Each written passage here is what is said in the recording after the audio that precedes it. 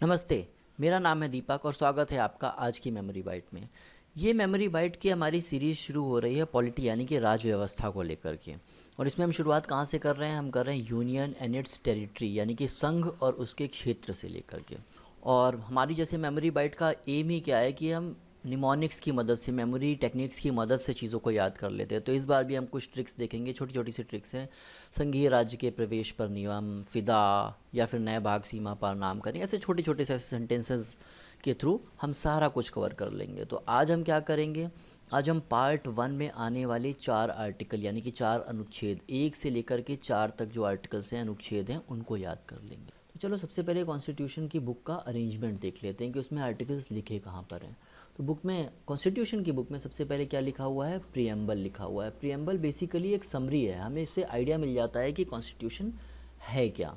उसके बाद दिए हुए हैं पार्ट्स। करेंटली कितने पार्ट्स हैं? करेंटली हैं 22 पार्ट्स। और कितने आर्टिकल ओरिजिनली थे? ओरिजिनली थे 395, लेकिन ऐड हो करके अभी 470 प्लस आर्टिकल्स आ चुके हैं। और इन्हीं पार्ट्स में से आज हम पहला पार्ट करेंगे, यूनियन एंड इट्स टेरिटरी, और इसमें 4 आर्टिकल दिए हुए हैं।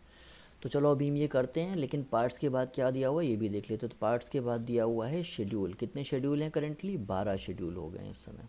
कमेंट में बताइए ओरिजिनली कितने शेड्यूल थे। अभी तो 12 हो गए हैं, ओरिजिनली कितने थे। तो चलो बेसिक आइडिया तो हमने ले लिया कि कॉन्स्टिट्यूशन का अरेंजमेंट कैसे है। अब हम देखते हैं कि पार्ट 1 में आने वाले चारों आर्टिकल्स को कैसे याद रख सकते हैं और उसमें क्या दिया हुआ है। तो सबसे पहले तो ट्रिक देख लेते हैं। ट्रिक क्या है? संघीय राज्य के प्रवेश पर नियम। अगर आपने इतना देख लिया तो आपको चारों आर्टिकल्स स्टार्टिंग के याद हो जाएंगे। संघीय राज्य से क्या बनता है? संघ का नाम और राज्य क्षेत्र। संघीय और बल्कि राज्य भी इंक्लूड कर लो अगर इसमें। संघीय राज्य से क्या बना? संघ का नाम और राज्य क्षेत्र। इंग्लिश में बोलेंगे name of and territory of the union. दूसरा क्या है? राज्य के प्रवेश पर नियम से बना नए राज्यों का प्रवेश या स्थापना। अच्छा, आर्टिकल 3 भी बहुत सिमिलर है। इसमें भी फॉर्मेशन ऑफ न्यू स्टेट्स की बात चल रही है, नए राज्यों के निर्माण।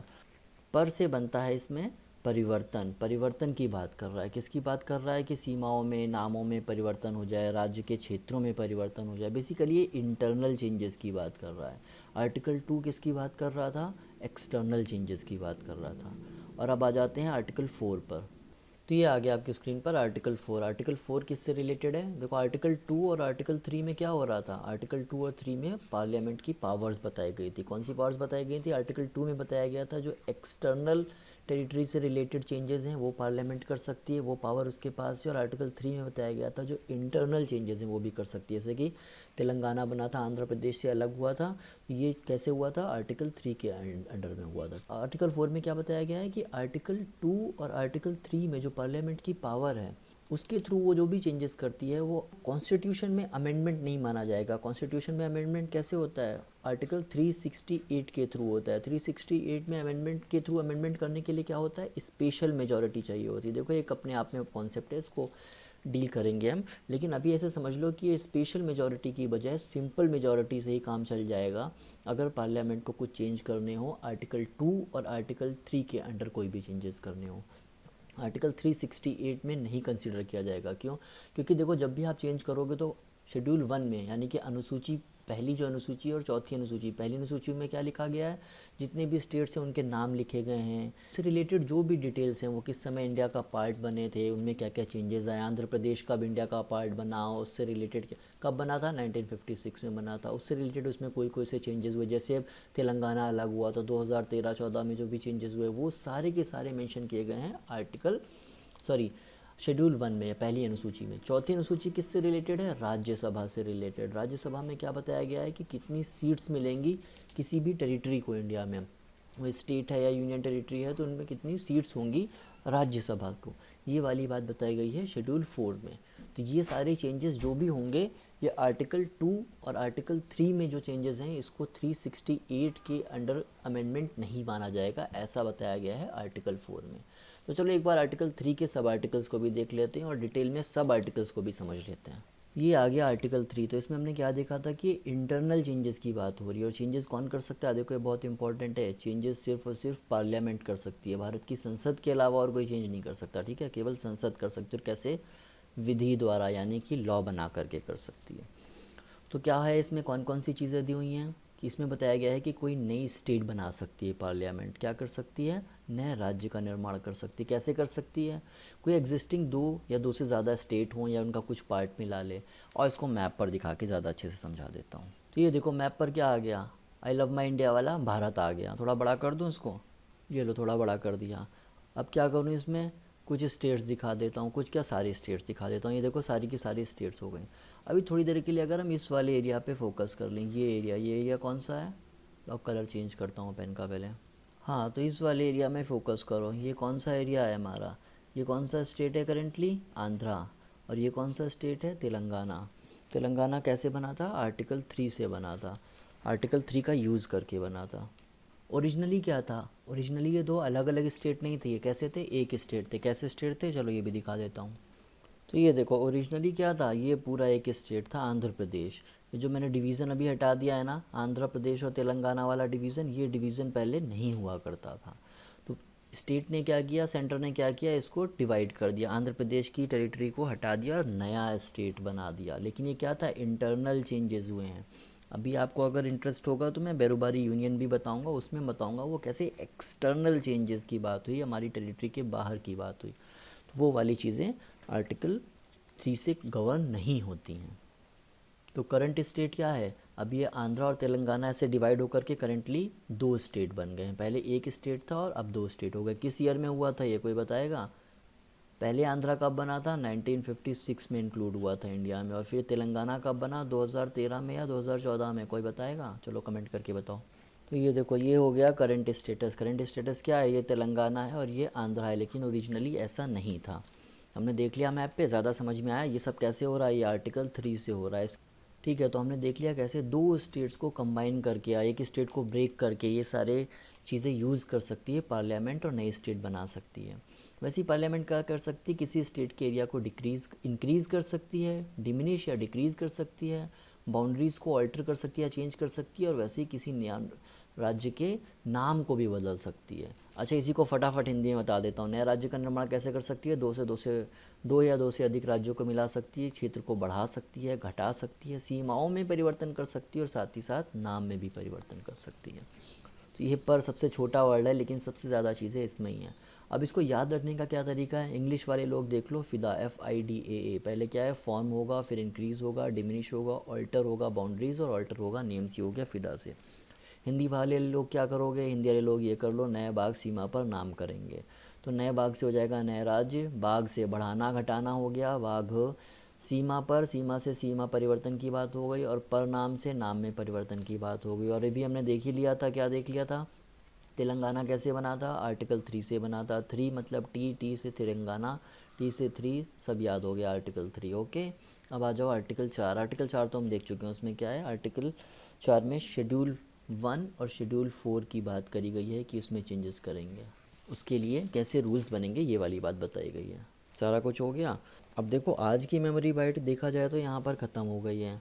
जिसको आर्टिकल 2 को और समझना है, उसके लिए हम बेरोबारी यूनियन केस देख लेते हैं थोड़ा सा। आ जाओ, उसके लिए वापस अपने उसी मैप पे चलते हैं, प्यारे भारत पे चलते हैं। आ जाओ, ये देखो ये वाला मैप अभी हम देख रहे थे ना, और ज़रा इसमें हम कहीं और भी चलते हैं। ये वाला एरिया कौन सा है, ये हाईलाइट कर रहा हूँ, लाओ इसमें कलर भी दे देता हूँ, आपको और ज़्यादा क्लियर हो जाए। ये देखो ये मैंने हल्का सा कलर दे दिया ना यहाँ पे, इस जगह पर था बेरोबारी यूनियन। बेरोबारी यूनियन क्या था, उस समय का पाकिस्तान। देखो आज के ज़माने का ये क्या है, आज के ज़माने में ये वाला एरिया बांग्लादेश का एरिया है, ठीक है। लेकिन उस समय 1971 में बांग्लादेश बना है ना, बांग्लादेश से पहले ये क्या होता था, ईस्ट पाकिस्तान होता था, और उस साइड में क्या होता था, वेस्ट पाकिस्तान। 1958 में बेरोबारी यूनियन के केस में क्या हुआ कि नेहरू नून एग्रीमेंट हुआ। कौन सा एग्रीमेंट हुआ, नेहरू नून। ये देखो ये लिख दिया, नेहरू नून एग्रीमेंट हुआ। इसमें क्या था कि बेरोबारी यूनियन का जो जो एरिया था, इसको और जूम कर देता हूँ, यहाँ पे आपको आइडिया मिलेगा। ये जो भारत और उस समय का पाकिस्तान के बॉर्डर पर जो एरिया था, इस डिस्प्यूट को सॉल्व करने के लिए क्या किया था, नेहरू जी ने कहा, एक एग्रीमेंट किया पाकिस्तान के साथ, जिसमें थोड़ी सी टेरिटरी हम अपनी उनको दे रहे थे और उनकी टेरिटरी थोड़ी सी हम ले रहे थे। लेकिन इसको चैलेंज किया गया। ये सब कैसे कर दिया उन्होंने, उन्हें बोला कि आर्टिकल 3 के अंडर कर दे रहे हैं, और आर्टिकल 3 में चेंजेस करने का मतलब है कि कॉन्स्टिट्यूशन में चेंज नहीं करना पड़ेगा। आर्टिकल 4 क्या बोलता है कि आप ऐसे रूल्स बना सकते, पार्लियामेंट ऐसे रूल्स बना सकती है जिससे शेड्यूल 1 और शेड्यूल 4 में चेंजेस करे जा सकें। तो शेड्यूल 1 और शेड्यूल 4 तो कॉन्स्टिट्यूशन का पार्ट है, अगर उसमें चेंज कर रहे हैं तो कॉन्स्टिट्यूशनल चेंज हुआ। लेकिन आर्टिकल 4 बोलता है आप ऐसे रूल्स बना सकते हो कि शेड्यूल 1 और शेड्यूल 4 में चेंजेस जो होंगे वो 368 आर्टिकल जो यूज़ होता है कॉन्स्टिट्यूशन में अमेंडमेंट के लिए, उसका यूज़ किए बिना ही हम चेंजेस कर सकते हैं। तो नेहरू जी ने ऐसा कर दिया, लेकिन उस समय जब ये मैटर सुप्रीम कोर्ट में पहुंचा तो सुप्रीम कोर्ट ने बोला नहीं, ये इंडिया का ही इंटरनल लैंड का मैटर नहीं है और हम ऐसा नहीं बोल सकते हैं कि इसमें कॉन्स्टिट्यूशन चेंज किए बिना कोई भी टेरिटरी इंडिया की किसी दूसरी फॉरेन टेरिटरी को सीड नहीं करी जा सकती है, दी नहीं जा सकती है।